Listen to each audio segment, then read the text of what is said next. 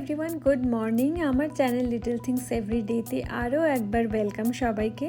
আজকে একটা বিশেষ দিন আমাদের একটা বন্ধুর, তাই আমরা সকাল সকাল একসাথে সবাই পুজো দিতে মন্দিরে গেছিলাম। অস্টিন হিন্দু মন্দিরের ভিডিও তো তোমাদের সাথে আগেই শেয়ার করেছি। তোমরা যদি আরও একবার দেখতে চাও তো নিচেই লিংক দেওয়া আছে, তোমরা আরেকবার দেখে নিতে পারো।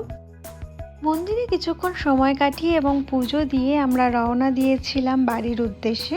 আসার পথে আমরা গেছিলাম মন্দির থেকে কিছুক্ষণের দূরত্বেই অস্টিনের একটা সাইট সিন। এই জায়গাটি মাউন্ট বনেল বা কভার পার্ক নামে পরিচিত। পার্কিং লট থেকে দুটো প্রবেশপথ আছে, তোমরা যে কোনো একটা বেছে নিতে পারো। এখান থেকে অস্টিনের একটা ভিউ পয়েন্টে 360 ডিগ্রি ভিউ পাওয়া যায়, যার মধ্যে শহরের স্কাইলাইন এবং লেক অস্টিন রয়েছে।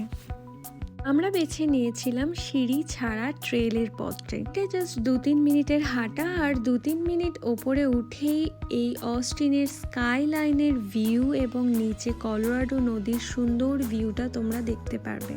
যদি দূর থেকে তোমরা কেউ এই জায়গাতে ঘুরতে আসো, বা if anyone coming from a state with mountain, then it will likely not be too interesting. কিন্তু যারা অস্টিনে বা এই কাছাকাছি এলাকাতেই থাকো, তারা অস্টিন বা টেক্সাস হিল কান্ট্রির এই ভিউটা দেখার জন্য অবশ্যই এখানে ঘুরে যেতে পারো। এখানে পিকনিক করতে বা সানসেট ভিউ দেখার জন্যও আসে। কিন্তু এখানে আসলে একটা জিনিস মাথায় রেখো, কি be sure not leaving anything in the car, কারণ এখানে চুরির উপদ্রব আছে। নিচের দিকে তাকালেই you can see mansion, modern architectural beautiful houses. প্রত্যেকটা বাড়িতেই রয়েছে বোট। খুব স্বাভাবিকভাবেই এখানে রিচ মানুষেরাই থাকে, আর এই বোট হাউসগুলো সেরকমভাবেই ডিজাইন করা থাকে জলের ওপরে, so that they can enjoy the benefits of living on the water. এই বাড়িগুলিতে যারা থাকে ম্যাক্সিমাম মানুষই বোটিং, টিউবিং, ফিশিং করে থাকে ডিউরিং দেয়ার ভ্যাকেশন। আর যারা এখানকার পার্মানেন্ট রেসিডেন্টস, তাদের তো এই অ্যাক্টিভিটিসগুলো ইউজুয়াল আফটারনুন বা ইভিনিং অ্যাক্টিভিটিসের মধ্যেই থাকে। কিছুক্ষণ এখানে টাইম কাটানোর পর আমরা বাড়ির দিকে রওনা দিয়েছিলাম। যেহেতু আমাদের ফ্রেন্ডের আজকে বিশেষ দিন ছিল, মানে বার্থডে ছিল, সেই জন্য আমাদের ওখানেও যাওয়ার ছিল। একদিন আগে আমাদের ফ্রেন্ডের বাড়িতে যখন সে ছিল না, তাকে সারপ্রাইজ দেওয়ার জন্য আমরা গিয়ে ডেকোরেট করে এসেছিলাম। এই গোটা বালুন সেটটা আমরা টার্গেট থেকে নিয়েছি। এটার দাম পড়েছিল অ্যাপ্রক্স $11 মতো, মানে ইন্ডিয়ান রুপিজে প্রায় 900 থেকে 950-র মধ্যে। এই বেলুনগুলো ছাড়াও আমরা ডলার ট্রি থেকে এই হেলিয়াম গ্যাস বেলুনগুলো নিয়েছি, যেগুলো এক একটা প্রায় $1 থেকে $1.5 মতো পড়েছে।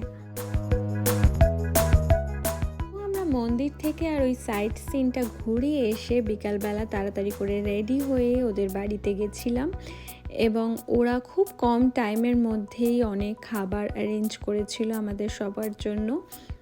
আর বার্থডে বয় আমাদের এই অ্যারেঞ্জমেন্ট দেখে ভীষণ খুশি হয়েছে। বাড়ি থেকে এত দূরে বিদেশে যখন নিজের কাছের লোক কেউ থাকে না, তখন এই ফ্রেন্ডসরাই ফ্যামিলি হয়ে ওঠে। আর নিজেদের ছোটোখাটো অকেশন সব কিছু এই ফ্রেন্ডসরা মিলেমিশে সেলিব্রেট করে।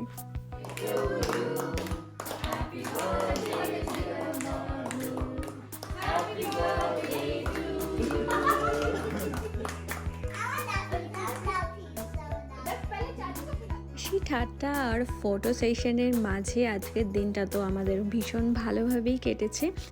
যেহেতু অনেকেই এখানে পিওর ভেজ খায়, তাই বাইরে থেকে ভেজ অ্যান্ড নন ভেজ দু টাইপের খাবারই আনানো হয়েছিল।